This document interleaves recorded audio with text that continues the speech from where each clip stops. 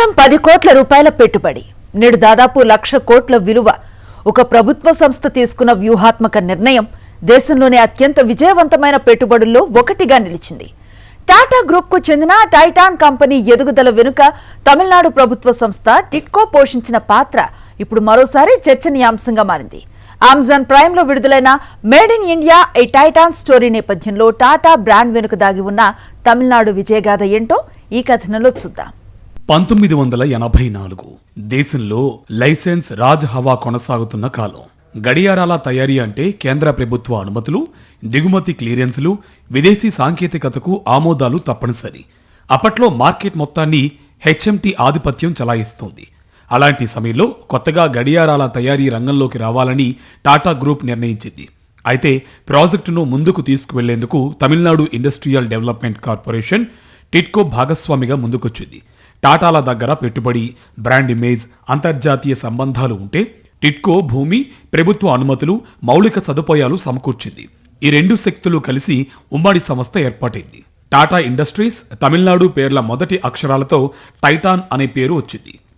హోసూరులోని సిప్కాట్ పారిశ్రామిక ప్రాంతంలో తొలి ఫ్యాక్టరీ ఏర్పాటైంది. ప్రభుత్వ మద్దతు, ప్రైవేటు రంగ సామర్థ్యం కలిసి ఎలా పనిచేయగలవో టైటాన్ మొదటి ఉదాహరణగా నిలిచింది. ఈ భాగస్వామ్యంలో ఎవరి పనులు ఏంటనే బాధ్యతల విభజన స్పష్టంగా ఉండేది. తమిళనాడు ప్రభుత్వం భూమి, మౌలిక సదుపాయాలు, లైసెన్సుల బాధ్యత తీసుకోగా టాటా గ్రూప్ ఉత్పత్తి, మార్కెటింగ్, బ్రాండ్ నిర్మాణం చూసుకుంది. కంపెనీ బోర్డులో ప్రభుత్వ ప్రతినిధులు, టాటా ప్రతినిధులకు సమాన ప్రాధాన్యం ఉండేది. మాజీ ఆర్బీఐ గవర్నర్ శక్తికాంత దాస్ సైతం ఒక దశలో టైటాన్ చైర్మన్ గా వ్యవహరించడం ఈ భాగస్వామ్య ప్రత్యేకతకు ఉదాహరణ.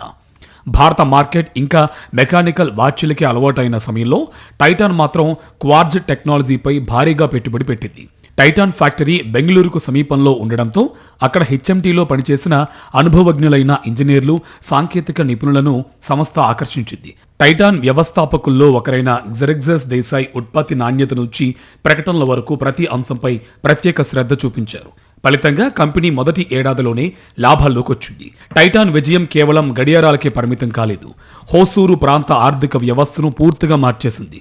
వేలాది యువతకు ఉపాధి కల్పించింది.